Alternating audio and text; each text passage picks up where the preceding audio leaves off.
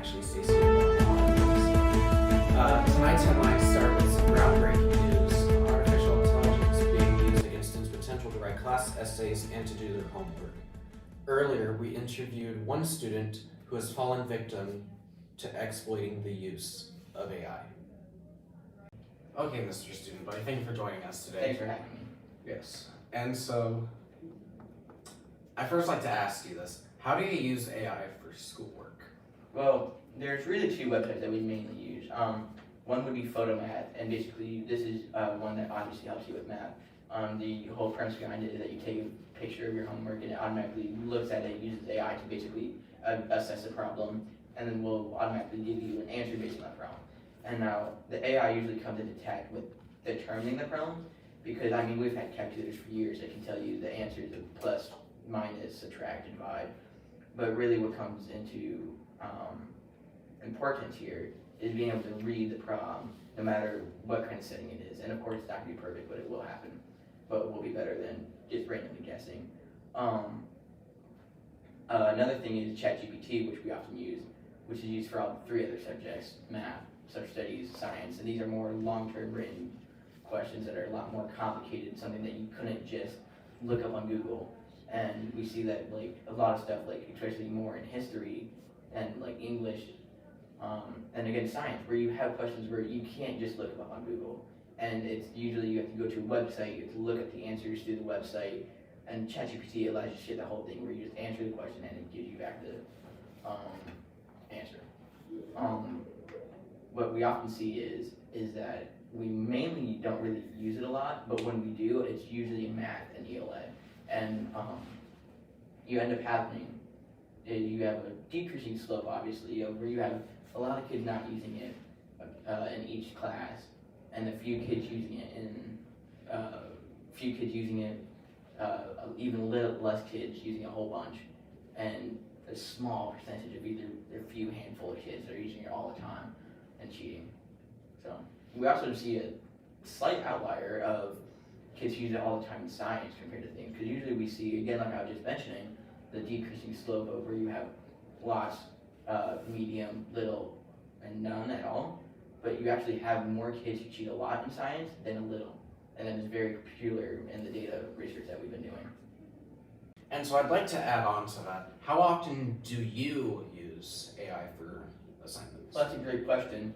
One of the ways, what we kind of often see is that not many people use it actually. And again, this might be skewed because again, it's like the whole idea of a cop comes to your door and asks you, did you commit a murder? Most likely you're gonna say no, even if you did. So it's kind of hard because you gotta like determine like how much of this is true and how much is just like how much is complete honesty and how much is people, you know, fudging the truth a little bit to shine themselves in a good light. And while the main survey, or most of our evidence is from anonymous sources, trusted, you still gotta be careful with biases like that. But we still see where not many people use it, and we have a big jump down to people who sometimes use it, then it all the way down. And I mean, we don't really, I mean, you know, it's pretty common that you see people use it, and it's pretty hard because then you gotta determine the difference between AI and just the internet overall. Because I can tell you that almost every single one of us has used the internet at one point or another to just look up the answer. And while Google may just seem like an AI, we don't really consider it in a high regard AI for the idea of getting an answer straight away, but in reality we kind of do. And so you really gotta find the difference in the balance between, you know, just trying to figure out and using some sort of AI compared to just full on like using AI to get your exact answers. And it's really all about finding the balance between those two. And so I'd like to ask you this, Mr. Stu. Do you think AI should be used across the nation? Oh yes, overwhelmingly yes. Like we were talking about in the previous one, a lot of us feel like we should be able to use it. The thing is, again, finding that balance. That's what's really key.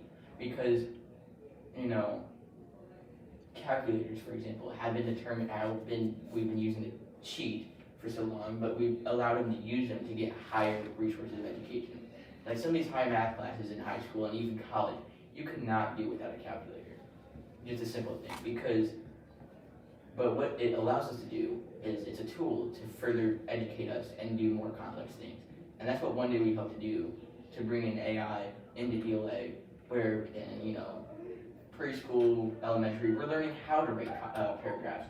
But then once we get to high school, college, we're able to get the paragraphs outline done. That way we're saving time to further develop more important, more stronger skills in ELA.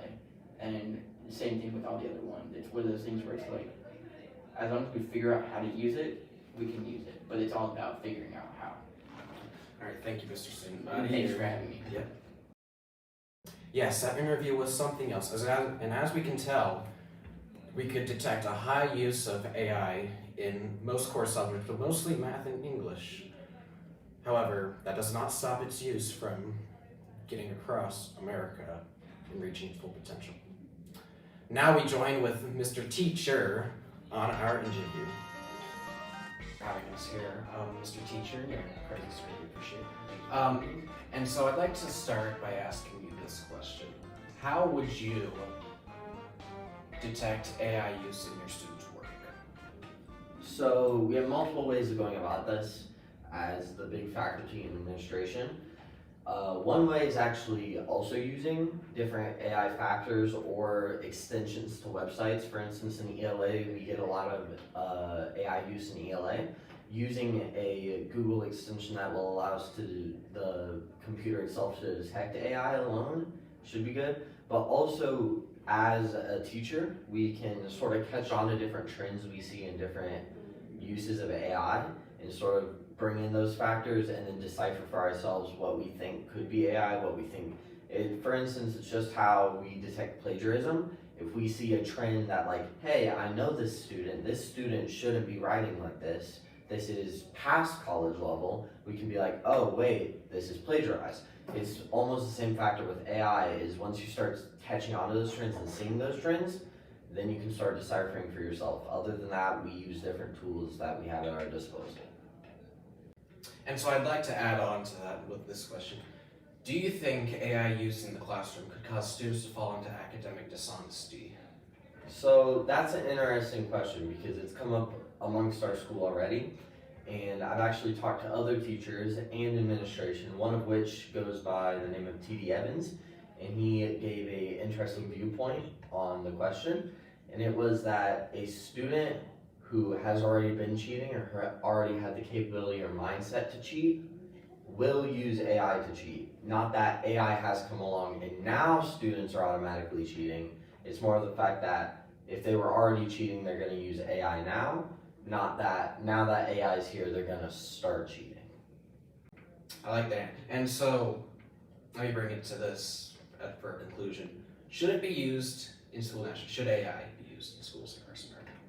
So again, this has come up amongst our school, and as teachers and faculty, we all mostly believe that AI could be used or should be used in schools nationally, as it's not necessarily, unless you make it a form of cheating, it's not necessarily a form of cheating. It can be used as a tool. For instance, a calculator, you have to have the knowledge base and the knowledge behind math to use the calculator, not the calculator gives you all the answers. So we can use AI as a tool more than as a cheating tool, but an actual tool in the classroom, and it can help both teachers and students.